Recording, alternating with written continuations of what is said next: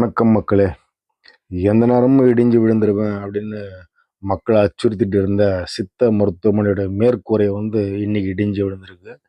டாக்டர்கள் நோயாளிகள் எல்லாம் பதறி அங்கேருந்து ஓட்டம் பிடிச்சதுனால யாருக்கும் பெருசாக உயிர் சேதமோ பெரிய அளவில் காயமும் இல்லை. காரைக்காலில் புதுச்சேரி நலவழித்துறையின் மூலம் இந்திய முறை மருத்துவம் மற்றும் ஹோமியோபதி புறநோயாளிகள் பிரிவு அப்படின்னு இயங்கிட்டு வருது. இந்த மையத்தில் ஆயுர்வேதம், சித்த மருத்துவம், யோகா, ஹோமியோபதி, நேச்சுரோபதி, பஞ்சகர்மா, தொடு உருமம் அப்படின்னு ஏகப்பட்ட சிகிச்சைகள் கொடுத்துட்ருக்காங்க. மருத்துவர்கள், ஊழியர்கள்லாம் வரக்கூடிய நோயாளிகளை பரிசோதனை பண்ணி ரொம்ப தரமான துல்லியமான சிகிச்சை இங்கே அளிக்கிறதுனால வெளியூர் நோயாளிகள் கூட வீடு எடுத்து இந்த பகுதியில் தங்கியிருந்து சிகிச்சை முடிச்சுட்டு நல்லபடியாக குணமாயிட்டு திரும்பி போகிறாங்க. பக்க விளைவுகள் இல்லாத ஒரு சிகிச்சை முறை, மருந்துகள்.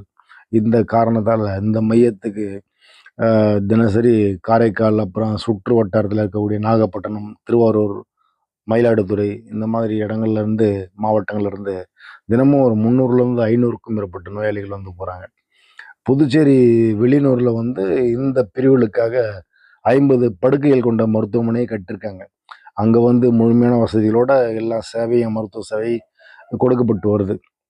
ஆனால் காரைக்காலில் துவங்கப்பட்ட சித்த மருத்துவ பிரிவுக்கு நிரந்தர கட்டடமே கிடையாது. ஆரம்பம் முதலே வாடகை கட்டடம் தான். இந்த மையத்துக்கான நிரந்தர இடம் இல்லாமல் போனது ஊழியர்களுக்கும் நோயாளிகளுக்கும் பெரிய சவால் இந்த நிமிஷம் வரைக்கும். சிதிலமடைந்த இந்த கட்டிடம் காரைக்கால் நகராட்சி நேரடியாக ஆய்வு பண்ணி இது முழுமையாக உபயோகத்துக்கு லாயக்கில்லாத கட்டடம் அப்படின்னு 4 வருஷத்துக்கு முன்னாடியே டிக்ளேர் பண்ணிட்டு போயிட்டாங்க. இடிந்து விழக்கூடிய கட்டடத்திலிருந்து இந்த மருத்துவ மையத்தை வெளியேறி போங்க அப்படின்னு நகராட்சி வலியுறுத்தி இருக்குது, எச்சரிக்கை பண்ணியிருக்குது. ஆனால் இந்த மையத்துக்கு நிரந்தர கட்டடம் இல்லாதனால, அதை வழங்கப்படாததால் வேற வழி இல்லாமல் மருத்துவர்களும் ஊழியர்களும் உயிரை பணைய வச்சு வேலை பார்த்துட்ருக்காங்க. வரக்கூடிய நோயாளிகள் ஏற்கனவே உயிர் காப்பாற்றுறதுக்காக இந்த மருத்துவமனைக்கு போனால் நம்ம பொழைச்சி போன வரவங்க 2 விதமான உயிர் பயத்தில் வராங்க. இருக்கக்கூடிய நோயை காப்பாற்றினோம், அதே நேரத்தில் இந்த பில்டிங் எதுவும் மேலே விழுந்துடக்கூடாது. 2 பயத்தில் வராங்க. ஏற்கனவே சில வருஷங்களுக்கு முன்னாடி காரைக்கால் அரசு பொது மருத்துவமனையுடைய செவிலியர் விடுதி அதை பழுது பார்க்குற வேலைகள் நடந்திருக்கு. அப்போது அந்த இடைப்பட்ட காலத்தில் செவிலிய அதிகாரிகள்லாம் இப்போதைக்கு சித்த மருத்துவமனை இயங்கி வரக்கூடிய மோட்டல் விடுதி அதில் தங்க வைக்கப்பட்டிருக்காங்க. அது என்ன ஆயிடுச்சுன்னா, பாம்புகள் நடமாட்டம் அதிகமாக இருந்ததுனால, 2வது அடிக்கடி கட்டட கூரை இடிஞ்சு விடுது அப்படின்ற பிரச்சனையால் பாதுகாப்பு காரணமாக செவிலிய அதிகாரிகள் அங்கேருந்து வெளியே அனுப்பியிருக்காங்க. அதுக்கு பின்னாடி பார்த்திங்கன்னா அந்த கட்டடத்துக்கு சித்த மருத்துவ மையம் மாற்றப்பட்டிருக்குது. அதாவது இந்த சிதிலமான கட்டடத்துக்கு புறநோயாளிகள் பிரிவு, மருந்தகம், சிகிச்சை பிரிவு, யோகா நிலையம் எல்லாமே இந்த இடிந்து விழக்கூடிய அபாயம் இருக்கக்கூடிய கட்டடத்தில் தான் இயங்கிட்டு வருது. மருத்துவர்கள், ஊழியர்கள், நோயாளிகள் எல்லாருக்கும் பாகுபாடு இல்லாமல் பொதுவான ஒரே டாய்லெட். இது ஒரு பெரிய கழிவறை. எவ்வளோ ஒரு மோசமான சூழ்நிலை பாருங்கள். காரைக்கால் அரசு பொது மருத்துவமனையின் தென்புறம் கால்நடைத்துறை குடியிருப்பை இடித்து அந்த இடத்துல சித்த மருத்துவமனை கட்ட ஒரு முடிவு பண்ணியிருக்காங்க.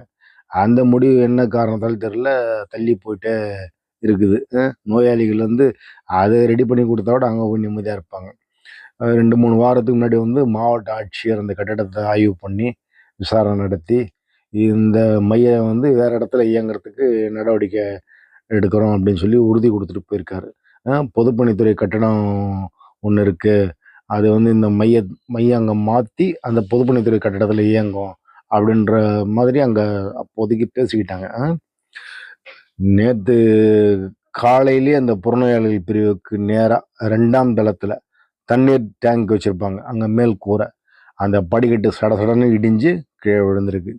பயங்கர சத்தத்தோடு அங்கேருந்து ஒரு பில்டிங் டெமாலிஷ் பண்ணா இருக்கும் பாருங்கள், அந்த மாதிரி புழுதி எல்லாம் வாரி இறைச்சிக்கிட்டு காங்கிரீட்டு அந்த இரும்பு கம்பிலாம் போடணும் ஒரு பில்டிங் கட்டுவாங்க, அதோடு சேர்ந்து அந்த கட்டண மேற்கூரை விழுந்திருக்குது. ஒரு நல் வாய்ப்புன்னு தான் சொல்லணும். இந்த செவிலியர்கள், மருத்துவர்கள், ஊழியர்கள் அவங்கெல்லாம் ஓரளவுக்கு ஆரோக்கியமாக இருக்காங்க, ஓடிட்டாங்க. நோயாளிகளும் உயிரை காப்பாற்றிக்கணும் அந்த ஒரு பயம் வரும்பொழுது ஆரோக்கியம் கூட சேர்ந்து அவங்களும் ஓடி வெளியே வந்துட்டுருக்காங்க. ஏற்கனவே இந்த கட்டடம் வந்து கிட்டத்தட்ட 30 முறை இடிந்து விழுந்திருக்கு. சென்னை விமான நிலைய மேற்கூரை ஞாபகம் வந்து நாங்கள் பொறுப்பு கிடையாது. ஞாபகம் வச்சுங்க. இந்த கட்டடம் வந்து 30 முறை இடிஞ்சு விழுந்திருக்குது அப்படிங்கிறது தான் அந்த பகுதி மக்கள் சொல்லக்கூடிய கருத்து. இப்போ வந்து மேற்கூரை படிக்கட்டு இடிஞ்சிருக்கிறதுனால இங்கே மறுபடியும் வந்து நடமாட்டம் இருக்கிறது மனிதர்களுக்கு மட்டும் இல்லை, அந்த பகுதியில் இருக்கக்கூடிய பாம்புகளுக்கும் பேராபத்து அப்படின்றது தான் நிதர்சனமான உண்மை.